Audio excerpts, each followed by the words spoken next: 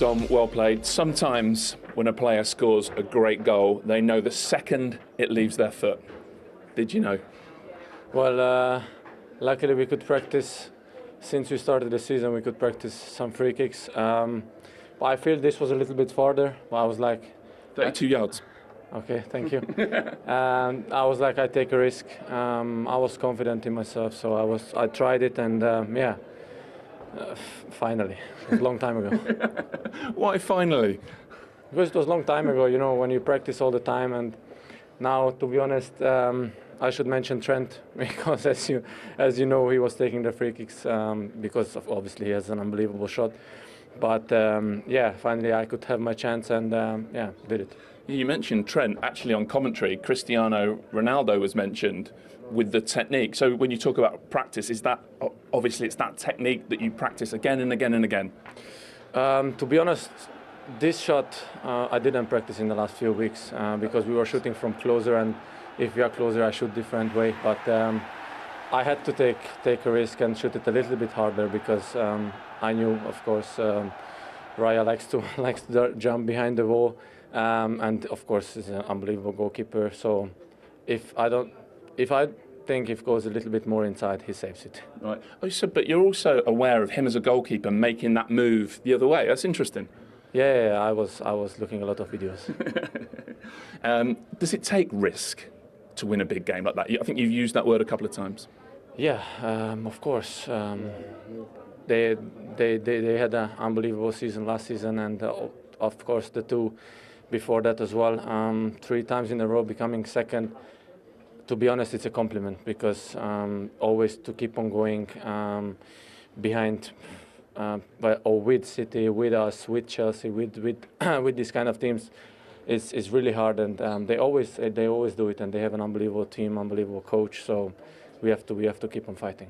I just want to ask you about a VAR check. You may not even know it happened, but there was a long throw, came over a sea of bodies, just hit you on the arm. It was checked and cleared. What do you remember of it, if anything? To be honest, when you don't tell me now, then I don't even remember it. There is with the corners, with the long throwing, there is jungle. So I didn't even notice that someone touched my arm.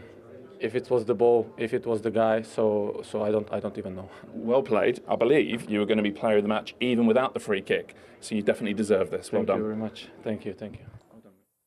Yeah, what a week he's had. Makeshift right back and then the match winner. And really interesting, actually. We were just doing some research. He is the captain and free kick taker of Hungary. He scores free kicks for Hungary. But as you were saying, when you're playing with Trent Alexander-Arnold, when you play for England with David Beckham, nobody else gets a chance because they're so good. Absolutely. Yeah, absolutely. And, you know, we were all, as he was lining it up, we were thinking, never really seen him take many free kicks. Because what's coming it here? was Trent. Absolutely. So we were intrigued. And then in his interview there, he said, well, when I get closer, I have a different technique. It wouldn't have been that type of... So I can't wait now until there's one from 20 yards out to see what he's doing. Because, as you say, Trent Alexander-Arnold was exclusively taking the free kicks over the last few years. So quite incredible that Liverpool have got another very good free kick taker in their ranks. So I guess that he's going to be claiming the next few now after that. And no wonder why. I mean, 32.2 yards. He did mention Raya. To be honest, if you put a ball there and say... Can you score from that far out? I'm probably saying no. Are you? Probably 32 point. I mean, I was speaking to the guys before, and I've said it on this, sat in this chair before. I think the wall in this situation is a hindrance. I don't know. I think soon, I'd be surprised if soon, when the ball is that far out, 32 yards out, over 32 yards out, if the goalkeeper stands in the middle and there is no wall, I bet he doesn't have to even dive. I bet he can just shuffle and catch it. The wall in that situation is a hindrance. They don't get to see it. It gives somebody a target to hit it over and up. The goalkeeper always has to shuffle one side of the goal or the other. If he just stands in the middle and there's nothing in front of him, what would happen is the opponents would start blocking. The opponents would make their own wall. And that just shows you.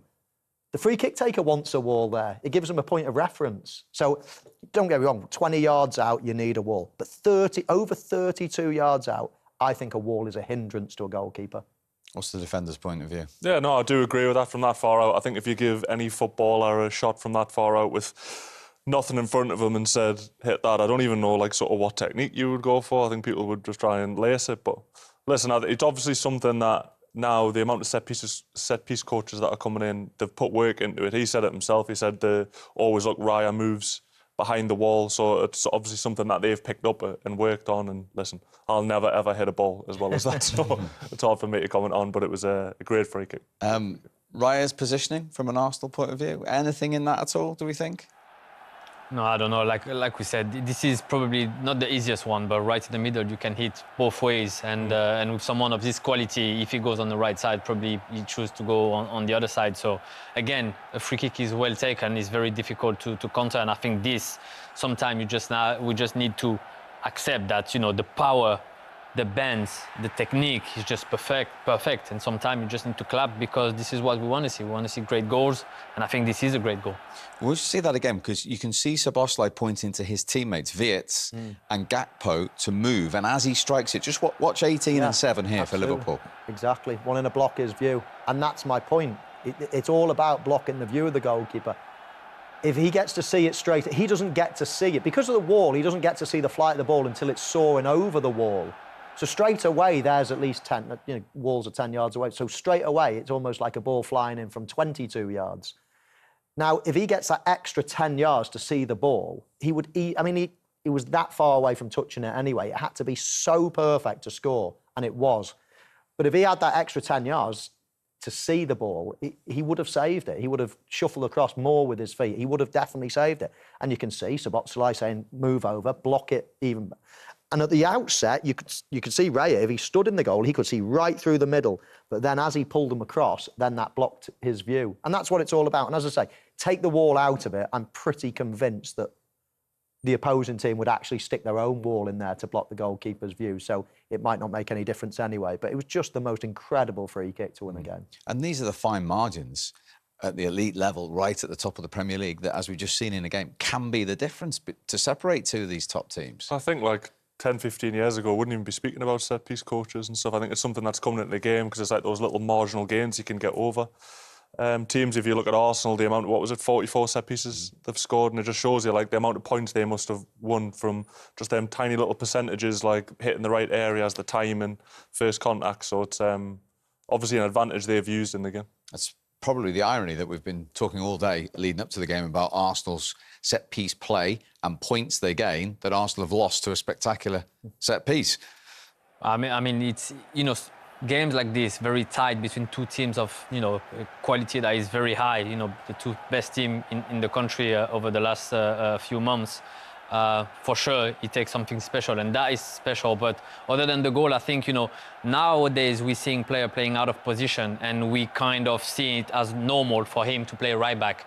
I think that's tremendous. Nothing came up this side. You know, the left winger of Arsenal never managed to cause trouble on this side, and I think we have to give him credit, because it's always difficult to play in a different position.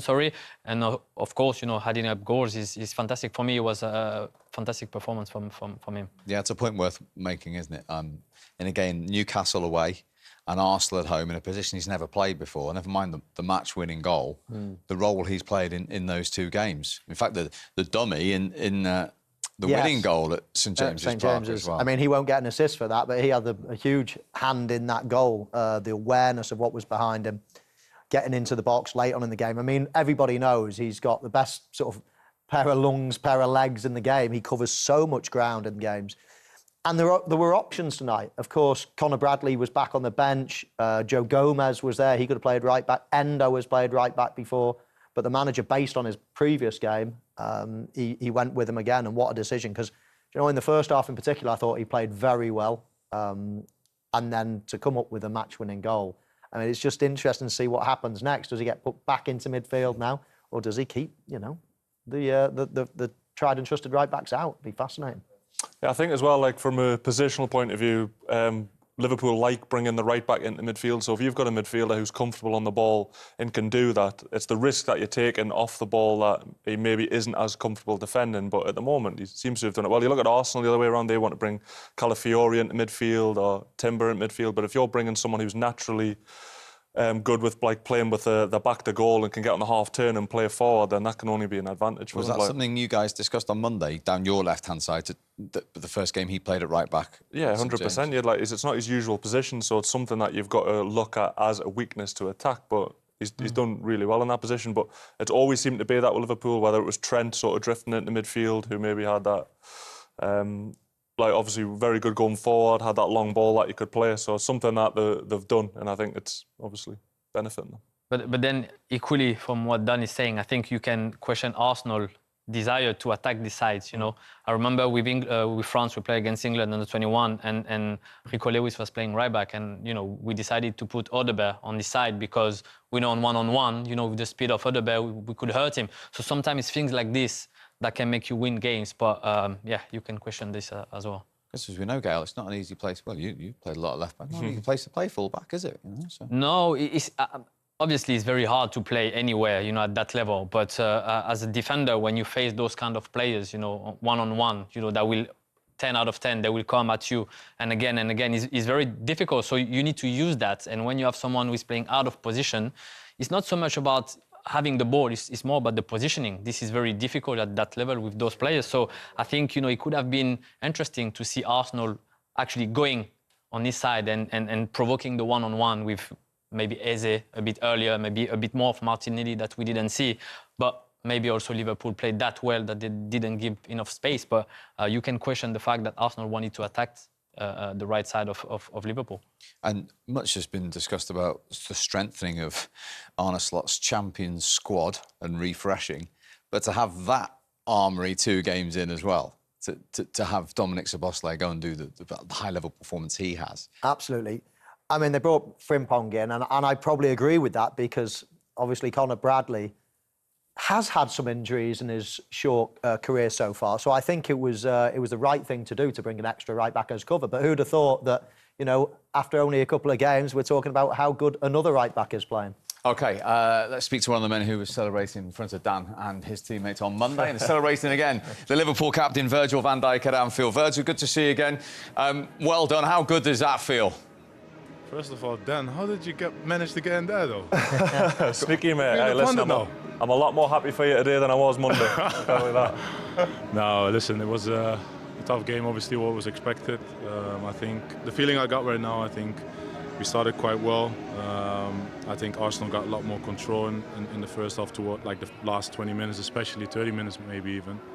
They obviously tried to drag me out with Marino, but Marino in all sorts of places, it was quite difficult. And we couldn't get the press on them. Declan Rice came in between the centre-backs, so it was quite difficult. But I think the way we turned around second half, a couple of tweaks, and yeah, I think that says a lot. I think we were much better, much more dominant on the ball, and overall great performance, I think, in my opinion.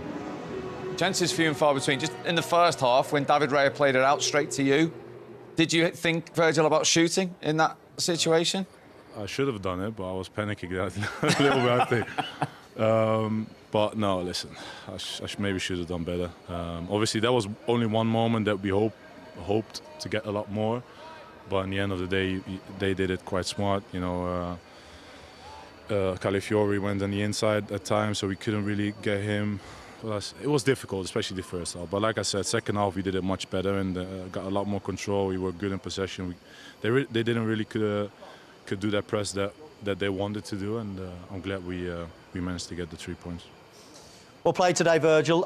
Probably defences were on top on both sides, really. Not too many chances, but what did you think of the goal? It was going to take something special to win it. You probably had a good view from behind. What did you think of that goal? No, I wasn't behind, but I was on the left-hand side. But obviously, I think we tried to push him a lot more, to have confidence in his shot and hit him that well. I think today, you know, he hit it cleanly. I think he did it already with Hungary, I think, 2 years ago. And we know he can do it, but obviously today to score it like that and also being the winner, I'm very pleased for him. He's had a fantastic game, like the other day, I think in Newcastle as well, under the circumstances. And yeah, now we all go to the national team, and he has to stay fit and be ready for the chaos that happens after the international break. Just look at the screen, because we think we've caught you celebrating before it even hits the back of the net. That's how much confidence you had in Dominik from this strike here, Virgil. Watch him as he hits it.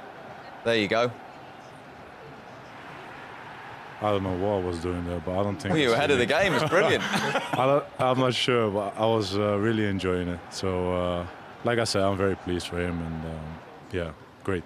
Overall, 9 points from 9. First clean sheet of the season today. I mean, what a start of the defence of the trophy. I know it's early days, but you've got to be happy with that going into the international break. Yeah, you can't argue with the points, of course. I think to have 3 wins at the start of the season against the opponents that we faced, I think that's great. Obviously, there's still a lot of work to be done, but we all know that, we all realize that as well. But the main thing is to now stay fit and find consistency, and I think that's what we strive for. And other than that, just focus on ourselves. Don't look at others. Don't listen to others. Just focus on ourselves. Be the best version of yourself, and enjoy it all. Good to talk to you. Dan sends his best. All the best, Dan. All the best. See you, big man. It's Virgil van Dijk live at Anfield. He's very happy. But here's the other side of the story. Here is the Arsenal head coach, Mikel Arteta. Well, Mikel, obviously a moment of brilliance is part of it, but why do you feel that game's gone Liverpool's way? Well, obviously very disappointed with the result. Very proud of my players. I think both teams, we elevated the game to a level that it was no margins between the two, and very little happens. A lot of action in many areas, not that much in the boxes. And it was going to be decided in 2 possible actions: an individual error or a magic moment. And it was decided on a magic moment from the side. For about an hour, did you feel like it was going almost perfectly to plan? Obviously, you'd have preferred to be ahead. And then did something change around about the hour mark? Yeah, you cannot dominate here 95 minutes. It's impossible. And you're going to go through those moments. And it was a moment when our keeper had the ball in the hands, and then we didn't have any sequences of play afterwards. But we navigated without conceding anything. But at the end, again, I said, you need to find a way to win these big matches. A lot of times are individual magic moments that decide them. And for sure, that was a case with an unbelievable free kick. That's Mikel Arteta. We have run out of time. Gentlemen, thank you very much for your coming. Dan, great to see you. Hopefully it won't be the last. Absolutely not. And good luck with England as well. Thank you very much. Gaël, Michael.